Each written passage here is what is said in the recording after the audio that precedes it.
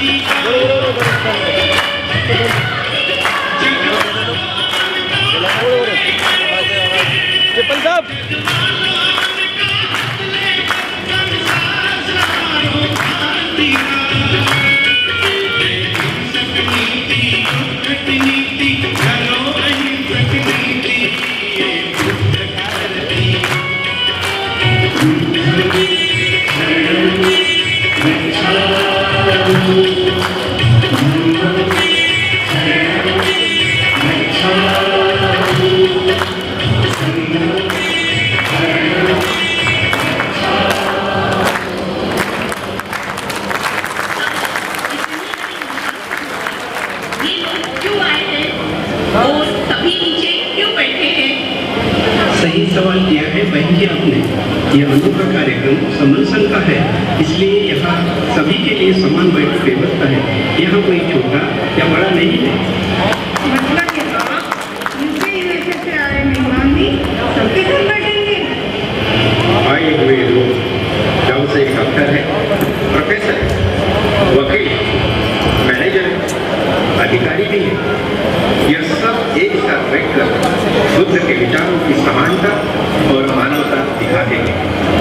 हाँ, यही समानता की सच्चाई है। चाहे कोई अधिकारी हो या धन हो या इंसान हो, यहाँ कोई मायना नहीं रखता। आप जानते हो कि बुद्ध काल से ही यह परंपरा चली आ रही है।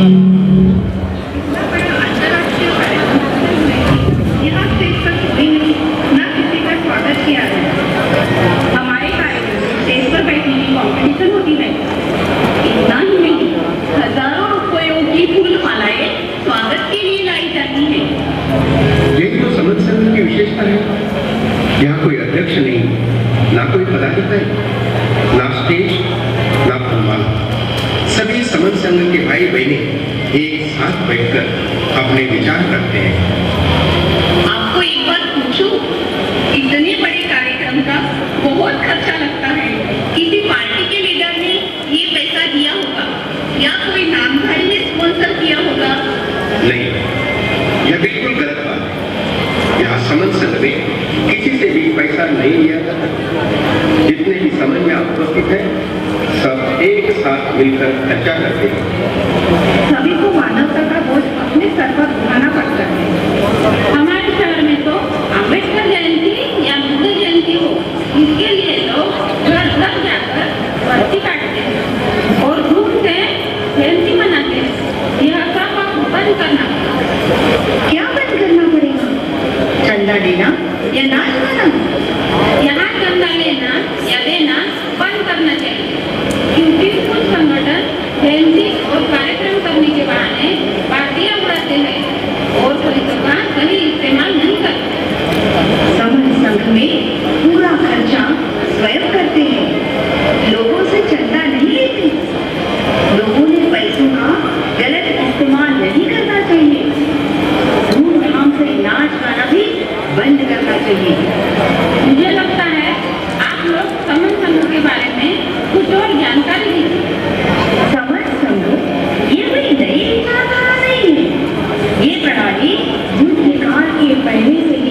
चली आ रही है। ये हमारी ऐतिहासिक धरोहर है। सिद्धार्थ गौतम संघ का सदस्य होने के कारण रोहिणी नदी के पानी का विवाद था। उसमें संघ का निर्णय उन्होंने स्वीकारा, घर संसार और राज्य का त्याग किया। सिद्धार्थ गौतम को गया में बोधिवृक्ष के नीचे ज्ञान प्राप्त होने के बाद पहले जिससे शिक्षा ली थी उन आलार कालाम और उदक रामपुर को धर्मोपदेश देने का युक्त निर्णय लिया, लेकिन दोनों का मृत्यु हुआ। बुद्ध ने छोड़कर जाने वाले अपने साथियों को याद किया जिन्होंने निरंजना नदी के तट पर सेवा की थी। मुलाकात के बाद आज परिव्राजकों ने अपने धर्म की रक्षा करने की निश्चय की। उधर देखिए, शाम मेरी आ रही है। बुद्ध ने कहा, मेरे पवित्रता के पथ अनुसार अच्छे जीवन के स्वास्थ्य मार्ग हैं। यह तुम्हें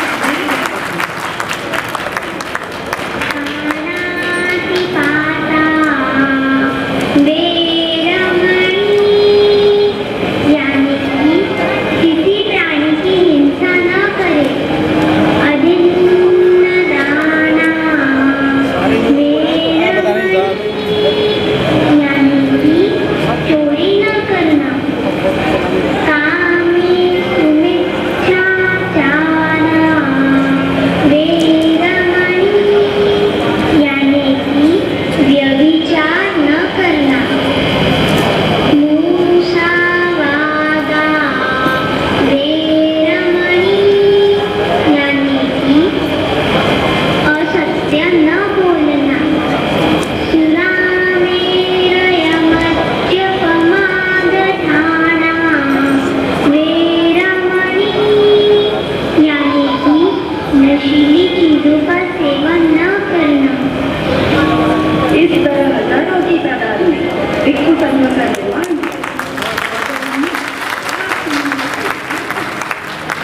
जापान, कंबोडिया, चाइना, चीन, ब्रह्मदेश, थाईलैंड जैसे देशों में संघ प्रणाली अपनाकर काफी तरक्की की है। ऐसा आदि कल्याण, मध्य कल्याण और अंतमे कल्याण वाला बुद्ध धर्म है। सम्राट अशोक ने 84,000 बुद्धिस्तों का निर्माण करके भारत के सभी दिशाओं में सुख, समृद्धि एवं शांति का संदेश दिया। यह काल भारत का स्वर्णिम काल है। नालंदा, तक्षशिला, मगध, वल्लभी जैसे विशाल शिक्षा के विद्यापीठ निर्माण किए गए, जिससे हजारों वैज्ञानिक, चिकित्सक एवं तंत्रज्ञानी निर्माण हुए। प्राचीन शिलालेख और अवशेष आज भी उनके साक्षी है। सुना है सम्राट ने अपनी पुत्री संघमित्रा और बेटा महेंद्र को धम्म प्रचारक फिरोज भेजा था। राजा सम्राट कितना समझ था, इतना पवित्र और मानवता से परिपूर्ण धर्म भारत में और विदेशों में फैला था। लेकिन भारत के मनुवादी एवं विशाली ब्राह्मणवादियों ने उसका पतन कर वैदिक संस्कृति का निर्माण किया। डॉक्टर बाबा साहब अम्बेडकर कहते हैं, गीता कोई धर्मशास्त्र नहीं है, इसलिए इसका कोई संदेश नहीं है। चातुर्वर्ण्य प्रथा जैसे ब्राह्मण, क्षत्रिय, वैश्य और शूद्र निर्माण करके मनुवादियों ने देश में भेदभाव और क्रोध की दीवार पैदा की। संत तुकाराम, संत तुकामेला, संत रैदास, संत जनाबाई, संत कबीर, गांधी महाराज और राष्ट्र संत तुकडोजी महाराज, ये सभी संतों ने जाति प्रथा का कड़ा विरोध किया। उन्होंने ग्रंथ और दोहे लिखकर लोगों को जागरूक किया। मनुवादी लोगों ने इन संतों की हत्या की और कहा कि तुकाराम सदैव वैकुंठ गए। यह जातिवादियों का षड्यंत्र था। महात्मा ज्योतिबा फुले अपने गुलाम शूद्राजी अति शूद्र भट ब्राह्मणों के वर्चस्व में आए थे, इनके ऊपर अन्याय हुआ। ये ब्राह्मणों के आप लोगों को सुनते ही आश्चर्य होगा कि शिवाजी महाराज एक राजा होते हुए यहाँ के ब्राह्मणों ने राज्याभिषेक करने से मना किया। उन्होंने कहा था कि एक शूद्र के लिए राम मंत्र बोलना भाई ये जगह रिजर्व है, यह सब आगे बढ़ने की कोशिश होने करो, अभी के यहीं बैठ के काम करना है, हमारे ठीक है ना? बीच इसलिए उधर आ जाओ, जहाँ जहाँ पे पीछे उधर लगाओ बीच में, यह लोग अभी बीच में लगा ले बेटा उधर। अभी तो ये काम है। यह बड़े दुख की बात है। ज्योतिबा फुले और सावित्रीबाई फुले ने अन्याय व अत्याचार का प्रतिकार किया। सबसे पहले ज्ञान की गंगा पाठशाला शुरू करके सभी जातियों के बच्चों को शिक्षित किया। ये उनके द्वारा दिया गया महान मानवता का रास्ता था और अभी भी है। महात्मा फुले की जय, महात्मा फुले की जय, महात्मा फुले की जय। इस भारत देश में डॉक्टर बाबा साहेब अम्बेडकर स्वयं जाति भेद और ऊंच नीचता की प्रताड़ना पड़ा। उन्होंने बचपन से अंतिम सांस तक जातिवाद के खिलाफ संघर्ष किया। देश के पिछड़े, अस्पृश्य और आदिम हटके जाति जमातियों का उत्थान करना ही बाबा साहब का प्रथम ध्येय था। बाबा साहब कहते थे, अगर मैं समाज का उत्थान नहीं कर सका तो खुद को बिजली के पोल पर लटका दूंगा। कितनी बड़ी समाज के प्रति अटूट श्रद्धा थी उनकी। बाबा साहब ने भारतीय संविधान में ओबीसी के लिए 340वां कलम लिखा। अनुसूचित जातियों के लिए 341वां कलम लिखा था। शेड्यूल ट्राइब के लिए 342वें कलम का प्रावधान किया था। इसका कारण यही था। ओबीसी 52%, अनुसूचित जाति 15% और अनुसूचित जनजाति 7% थे। इस सभी की सामाजिक, शैक्षणिक, आर्थिक और राजनीतिक तरक्की करना ही बाबा साहब का मकसद था। डॉक्टर बाबा साहब अम्बेडकर अपने समाज के लिए एवं सभी बहुजनों के लिए बहुत बड़ी भाषा थी। वे कहते थे कि मेरे 7 कोटि बांधव दीवाने से बड़े सरबत जैसे संकटों का सामना कर सकते हैं। बड़ी दुर्भाग्यपूर्ण बात है कि आज भी हमारा बहुजन समाज जागरूक नहीं है। डॉक्टर बाबा साहेब अम्बेडकर जैसा क्रांति सूर्य, विद्या का अथाह सागर, प्रखर वक्ता, ज्ञान का उच्च वेव अभी तक भारत में पैदा नहीं हुआ। बाबा साहब ने अपने चारों बच्चों की जान गंवा दी। अंत्य विधि के लिए कपड़ा खरीदना भी असंभव था। इतने हाल किसी भी नेताओं ने नहीं झेले।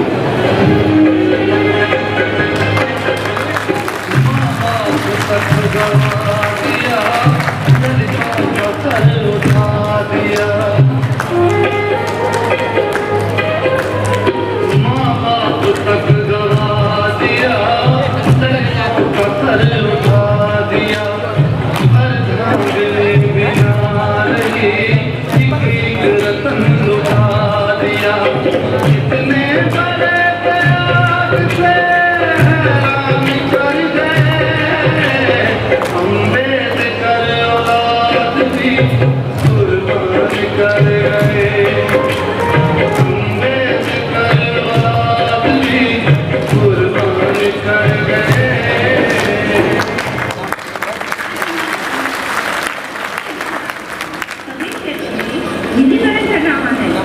अब सभी बहुजनों ने जागरूक होकर संविधान की रक्षा करना जरूरी है।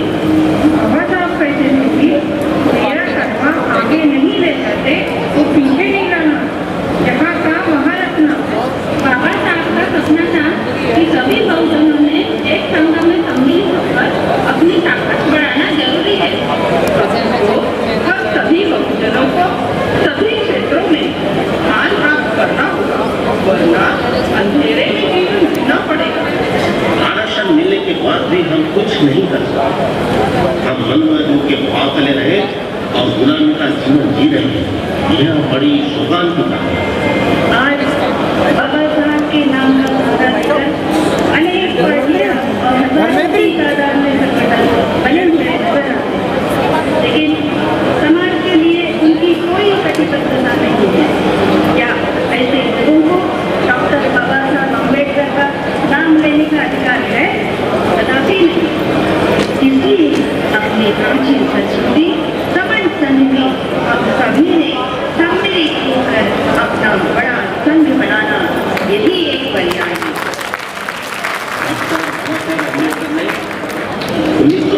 में स्वतंत्र मजदूर पक्ष से विधानसभा का चुनाव लड़ा जिसमें 18 उम्मीदवार खड़े थे और 14 चुनकर आए थे।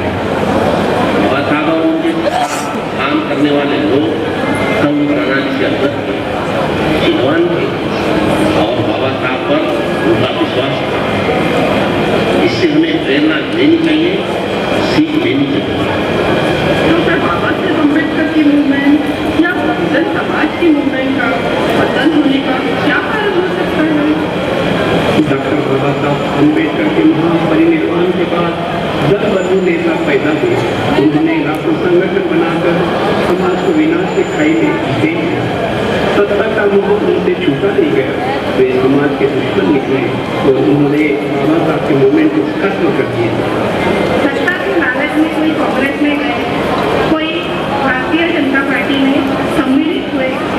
इन सभी पार्टी लोगों ने फुले, अम्बेडकर विकास का सत्यानाश कर दिया।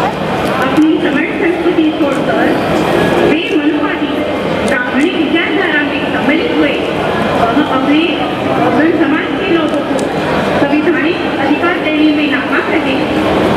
आपने सही कहा है। अब हम लोगों का क्या निर्धार होना चाहिए और क्या नियमन हो सकता है?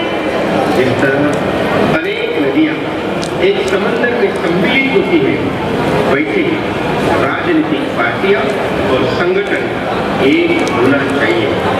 ऐसा मिलन होने से हमारा विशाल संघ होगा। इतना ही नहीं, अपने जितने भी अधिकार है अपने पास चले आएंगे। इसलिए साथियों, एक साथ जुड़ो और जोड़ो। संविधान के लिए लोगों के मन में अनास्था और अनादर पैदा किया जा रहा है ताकि लोग उसकी अवहेलना करें और आखिर में देश में अराजकता फैलाई जाती है। ये मनुवादियों का पूरा षड्यंत्र है। इसलिए हम सभी भारत के बहुजनों ने संविधान का गंभीरता से विचार करके सतर्क होकर सही नियोजन करना जरूरी है। नहीं तो आने वाली पीढ़ियां पूरी बर्बाद हो जाएगी और फिर से गुलामी का जीवन उन्हें जीना पड़ेगा। भीम देकर गए ऐसा सच्चा सबक काम आएगा हर आदमी के लिए। भीम की रोशनी फैली चारों ओर, क्यों भटकते हो रोशनी के लिए? भाइयों और बहनों, जागो और संगठित होकर न्याय के लिए पहल करो, तभी बाबा साहब का सपना पूरा होगा।